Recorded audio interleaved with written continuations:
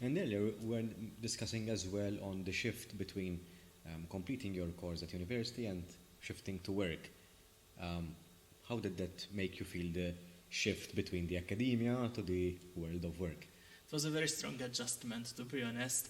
I think it was also another, very formative shift that I had to do. As a student, I mean, you have responsibilities, but, you're there, you're learning, you are surrounded by your friends. As in the moment that then you shift to the world of work, that's where reality hits you. You have like over 40 hours of work every week. Yeah. You can't see your friends that often.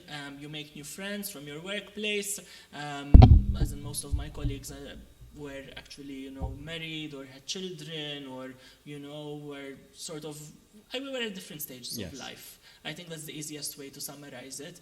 And I don't know, it was like I felt like I had to grow up very quickly. Okay. And yes, it was quite challenging to from a student to becoming an adult, going to your day job.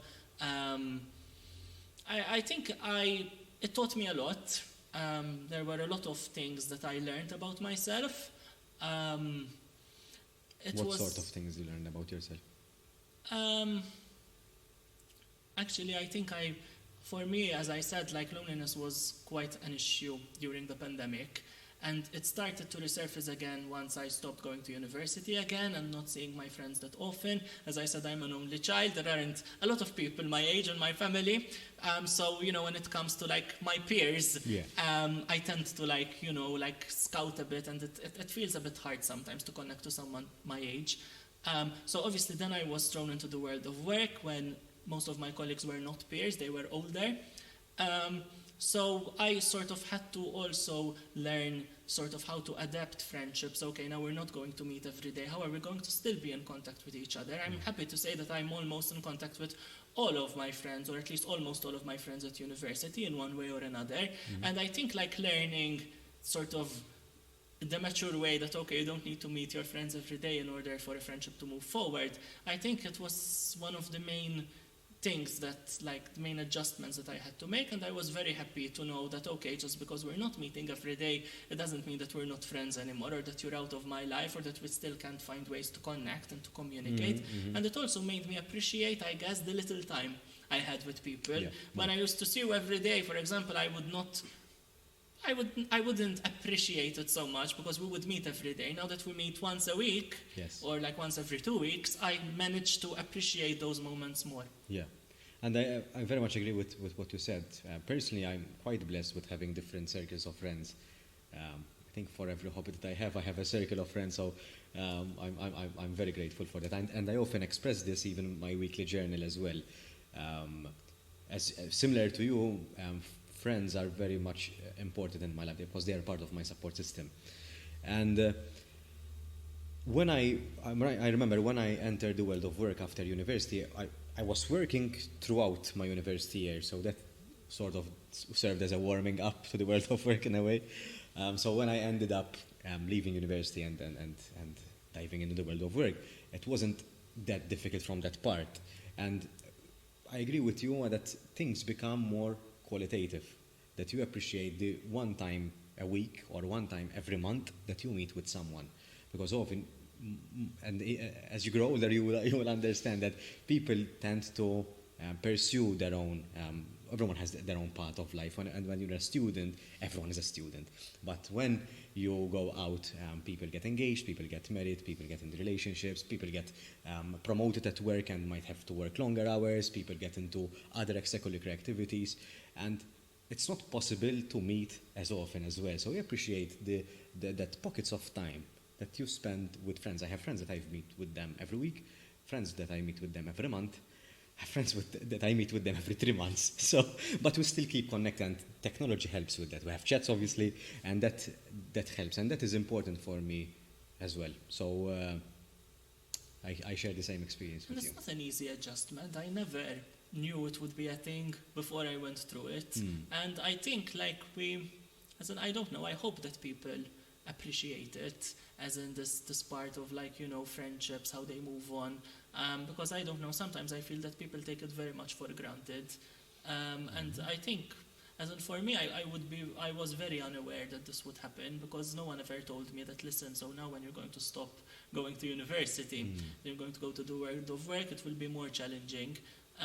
It was like a shock for me. But ultimately, as in, I felt I appreciated my friends more through it, through that awareness. I agree. And you reminded me of something, and as I was saying before, priorities change, and as opposed to before, friendship or the time together was a priority was a common goal for everyone. The goal shifts. But I believe that if someone wants to be present in your life, they will find a way. So my thought process has evolved as I grew older. Evolved that I'm fine with having people entering and leaving my life. It's part of life, and some people are there to stay, and sometimes we have to say goodbye as well, unfortunately. And it might be bittersweet, but I had friends that we knew that we had a good connection, but some way along the way we couldn't see the other person's side. It's very difficult to put it into perspective. I think people also change. Yes, and they might not change in parallel. Some people change or remain stuck in their past version. So you might be in a position where you can be very good friends, but at some point you can't connect with the person, and you part ways in a way.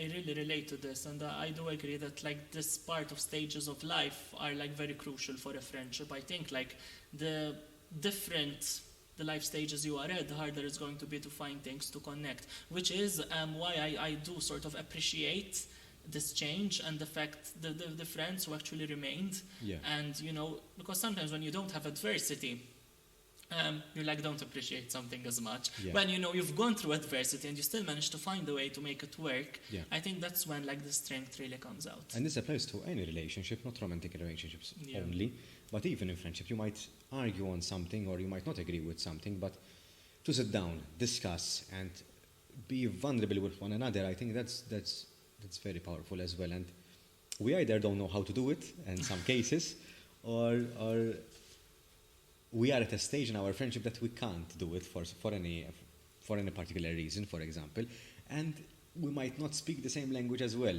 So it's not about what you say, it's about making people, not making it in the sense of from a manipulative point of view, but speak in a way that people don't just hear, but they listen. And so for you to speak in a way that people listen, you have to speak their language as well. You have to be flexible and malleable enough that you know them so well and you know yourself so well that you're willing to dive a little bit deeper on the other person's side and take it from their point of view. And it's also readiness, like maybe someone isn't ready to have a conversation yet or ready to disclose and be vulnerable. Mm-hmm. And I also think like that's something that's very important to keep in mind, is that this can also be a temporary thing. Like I've had friends who I lost touch with for some time, and then eventually our lives realigned again. And as in, I think that's the beauty of friendships, that they're very not transient, but as in they're there, and sometimes you might need them more at times than at other times, and it doesn't define anything about the friendship. It's just that obviously like every friendship is unique and is different, and in some cases you might be more connected to one person, and in another case more to another, and in some cases you might actually feel better if you're sort of a bit to take a step back and you're a bit with yourself. Some people, I think, are uncomfortable with distance. So, for example, if we haven't been in touch for 2 years, 3 years, for example, we haven't been in touch through social media, in person, whatever. Some people might view distance as a sort of, Andrè is not what he used to be. He's distant. We tend to build castles on top of castles. I actually used to find this very challenging because I am an overthinker. I think I've said this before. So yes, I think this was something that I found very challenging, and sometimes I still do, I'm not ashamed to say, but it was something that was very important for me to be aware of, because I used to fall into that pitfall, and it was very damaging and it was very misleading. And the moment you actually sit down and you listen to the other person, for example, I used to I would not have seen you for 2 years, and I would say, okay, Like, I don't know, like he's not the same, as you Yes, said. yes. And then like when we actually meet after 2 years and we sit down and you start talking to me and I get your point of view, then like reality is so completely different than I pictured Yes, it. yes. So I think it's very important not to be too rash Yes. and, fall into that pitfall. And unfortunately, it's easy to fall into that pitfall. Very easy. The way I try to see it so that I don't get into this rabbit hole is that it's just the pause button. We've paused our friendship, and then when the universe puts our life aligned again, then we hit the Exactly. resume button. So there are no hard feelings. That's the way I see it. And when we meet, because I've experienced this is the fact that sometimes a certain amount of time would have passed, and then you meet with the person. And for me, it's very pleasant to experience the new version of this person. So it's sort of like rediscovering the person and sort of connecting the dots with where